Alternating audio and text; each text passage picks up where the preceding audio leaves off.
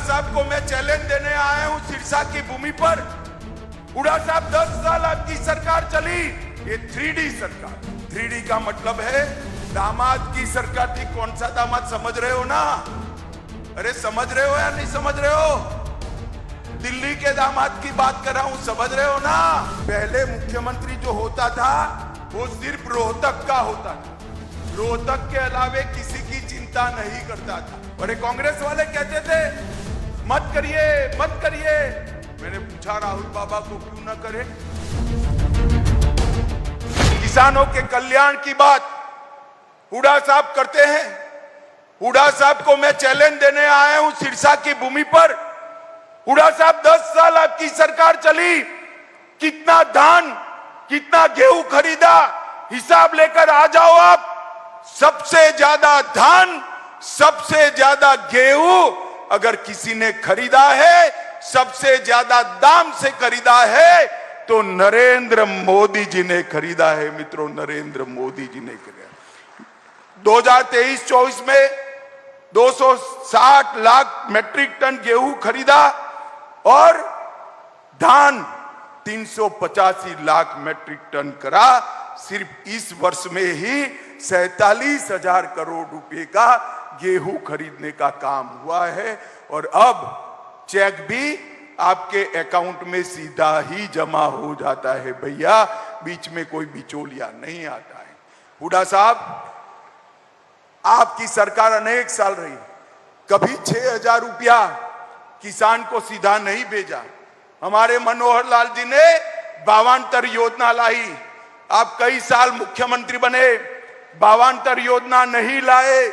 किसानों को क्रॉप परिवर्तन के लिए भी आपने कभी कोई काम नहीं किया। मित्रों, ये हुड्डा सरकार जो थी ये 3D सरकार थी। 3D का मतलब है 1D दरबारी, अपने दरबारियों की सरकार थी।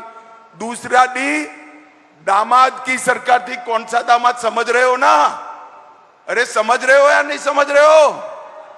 दिल्ली के दामाद की बात कर रहा हूं, समझ रहे हो ना? एक दरबारी, एक दामाद और तीसरे डीलरों की सरकार थी। मनोहर लाल जी ने तीनों D को समाप्त कर दिया है।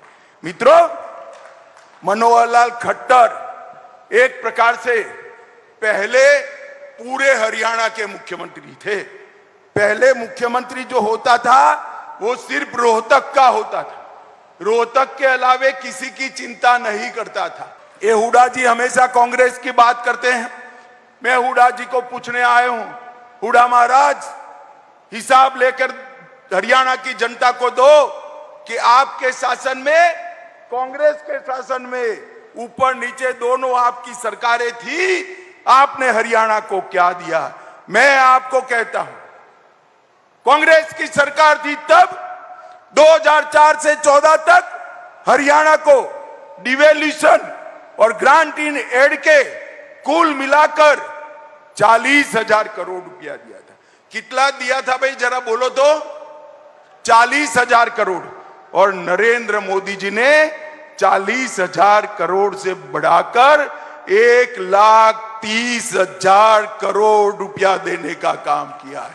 1,30,000 करोड़ रुपया। और वो हमारा हिसाब मांगते हैं। ये कश्मीर जो है वो हमारा है या नहीं? धारा 370 हटनी चाहिए थी या नहीं हटनी चाहिए थी?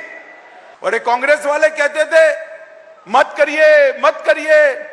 मैंने पूछा राहुल बाबा को क्यों ना करे, तो कहे कश्मीर में खून की नदियां बह जाएगी। राहुल बाबा, खून की नदी छोड़ो, किसी की कंकर चलाने की भी हिम्मत नहीं हुई है ये नरेंद्र मोदी सरकार।